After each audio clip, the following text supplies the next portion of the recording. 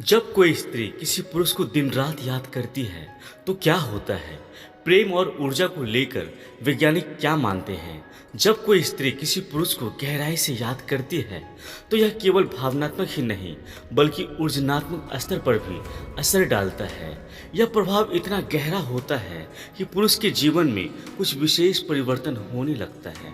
इस वीडियो में हम आपको बताएंगे उन दो महत्वपूर्ण घटनाओं के बारे में जब कोई स्त्री किसी पुरुष को लगातार याद करती है तब उस पुरुष के साथ यह होता है। तो चलिए जानते हैं। जब कोई स्त्री किसी पुरुष को अधिक सोचती है तो एक ऊर्जनात्मक कनेक्शन बन जाता है। इस कनेक्शन को टेलीपैथी बॉन्ड भी कहा जाता है।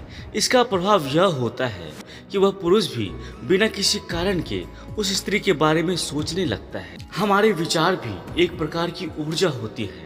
जब कोई स्त्री किसी पुरुष के बारे में गहराई से सोचती है तो उसकी ऊर्जा उस पुरुष तक पहुंचती है। यह प्रक्रिया देखने में अदृश्य होता है लेकिन इसका प्रभाव वास्तविक होता है। कई अध्ययन बताते हैं कि दो लोगों के बीच एक मानसिक कनेक्शन स्थापित हो सकता है।